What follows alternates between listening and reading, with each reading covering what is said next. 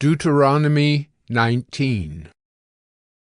When the Lord your God cuts off the nations whose land the Lord your God is giving you, and you dispossess them, and dwell in their cities and in their houses, you shall set apart 3 cities for yourselves in the land that the Lord your God is giving you to possess. You shall measure the distances, and divide into 3 parts the area of the land that the Lord your God gives you as a possession, so that any manslayer can flee to them. This is the provision for the manslayer, who by fleeing there may save his life. If anyone kills his neighbor unintentionally, without having hated him in the past, as when someone goes into the forest with his neighbor to cut wood, and his hand swings the axe to cut down a tree, and the head slips from the handle and strikes his neighbor so that he dies, he may flee to one of these cities and live. Lest the avenger of blood in hot anger pursue the manslayer and overtake him, because the way is long, and strike him fatally, though the man did not deserve to die, since he had not hated his neighbor in the past. Therefore I command you, you shall set apart 3 cities. And if the Lord your God enlarges your territory, as he has sworn to your fathers, and gives you all the land that he promised to give to your fathers, provided you are careful to keep all this commandment which I command you today, by loving the Lord your God, and by walking ever in his ways, then you shall add 3 other cities to these 3, lest innocent blood be shed in your land that the Lord your God is giving you for an inheritance, and so the guilt of bloodshed be upon you.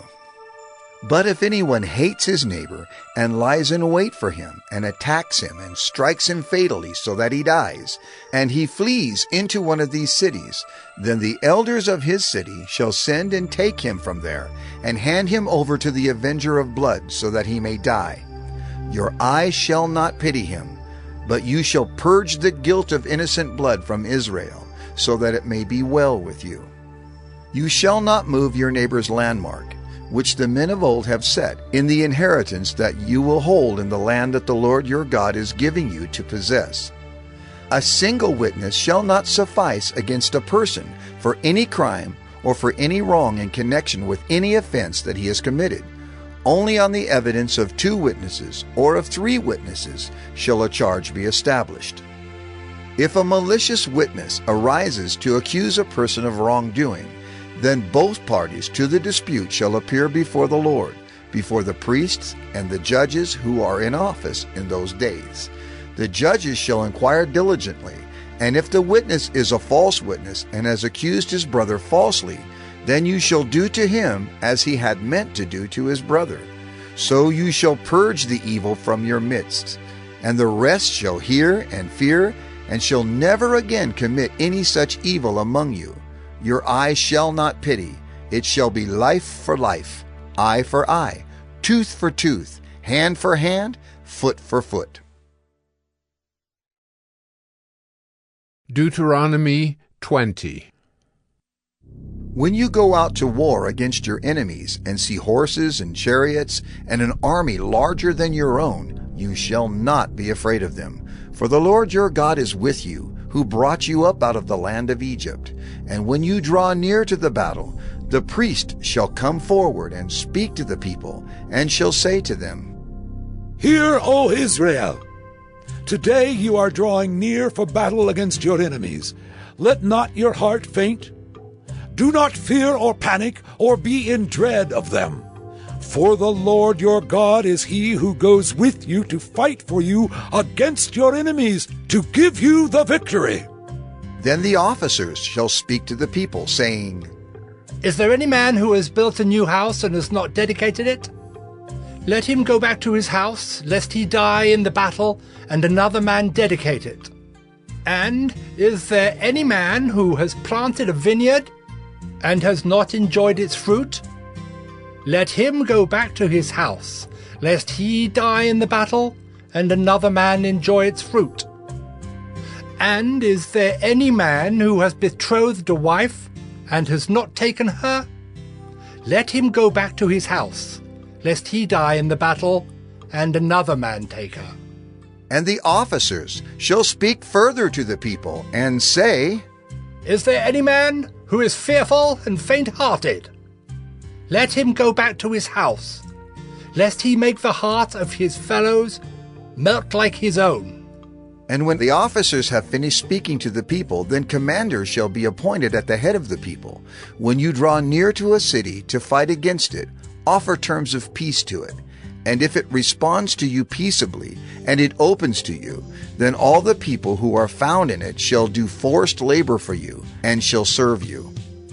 But if it makes no peace with you, but makes war against you, then you shall besiege it. And when the Lord your God gives it into your hand, you shall put all its males to the sword, but the women and the little ones, the livestock and everything else in the city, all its spoil, you shall take as plunder for yourselves. And you shall enjoy the spoil of your enemies, which the Lord your God has given you. Thus you shall do to all the cities that are very far from you, which are not cities of the nations here.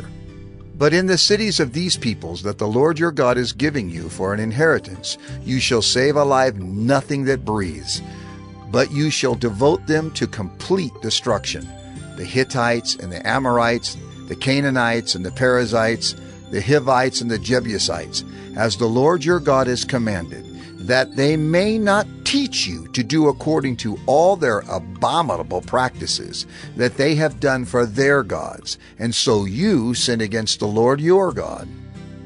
When you besiege a city for a long time, making war against it in order to take it, you shall not destroy its trees by wielding an axe against them. You may eat from them, but you shall not cut them down. Are the trees in the field human, that they should be besieged by you?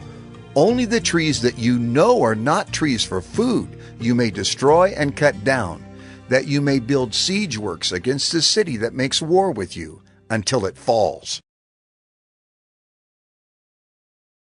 Deuteronomy 21. If in the land that the Lord your God is giving you to possess, someone is found slain, lying in the open country, and it is not known who killed him, then your elders and your judges shall come out, and they shall measure the distance to the surrounding cities. And the elders of the city that is nearest to the slain man shall take a heifer that has never been worked, and that has not pulled in a yoke. And the elders of that city shall bring the heifer down to a valley with running water, which is neither plowed nor sown, and shall break the heifer's neck there in the valley. Then the priests, the sons of Levi, shall come forward, for the Lord your God has chosen them to minister to him and to bless in the name of the Lord, and by their word every dispute and every assault shall be settled. And all the elders of that city, nearest to the slain man, shall wash their hands over the heifer whose neck was broken in the valley, and they shall testify. Our hands did not shed this blood, nor did our eyes see it shed. Accept atonement, O Lord, for your people Israel, whom you have redeemed, and do not set the guilt of innocent blood in the midst of your people Israel, so that their blood guilt be atoned for. So you shall purge the guilt of innocent blood from your midst when you do what is right in the sight of the Lord. When you go out to war against your enemies, and the Lord your God gives them into your hand, and you take them captive, and you see among the captives a beautiful woman, and you desire to take her to be your wife, and you bring her home to your house, she shall shave her head and pare her nails, and she shall take off the clothes in which she was captured, and shall remain in your house, and lament her father and her mother a full month. After that you may go into her, and be her husband, and she shall be your wife. But if you no longer delight in her, you shall let her go where she wants. But you shall not sell her for money, nor shall you treat her as a slave, since you have humiliated her. If a man has 2 wives, the one loved and the other unloved, and both the loved and the unloved have borne him children, and if the firstborn son belongs to the unloved, then on the day when he assigns his possessions as an inheritance to his sons, he may not treat the son of the loved as the firstborn in preference to the son of the unloved, who is the firstborn. But he shall acknowledge the firstborn, the son of the unloved, by giving him a double portion of all that he has, for he is the first fruits of his strength. The right of the firstborn is his. If a man has a stubborn and rebellious son, who will not obey the voice of his father or the voice of his mother, and though they discipline him, will not listen to them, then his father and his mother shall take hold of him, and bring him out to the elders of his city, at the gate of the place where he lives. And they shall say to the elders of his city, This our son is stubborn and rebellious. He will not obey our voice. He is a glutton and a drunkard. Then all the men of the city shall stone him to death with stones. So you shall purge the evil from your midst, and all Israel shall hear and fear.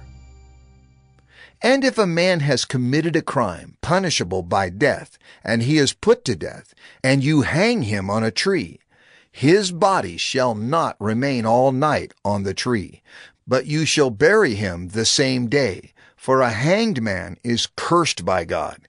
You shall not defile your land that the Lord your God is giving you for an inheritance.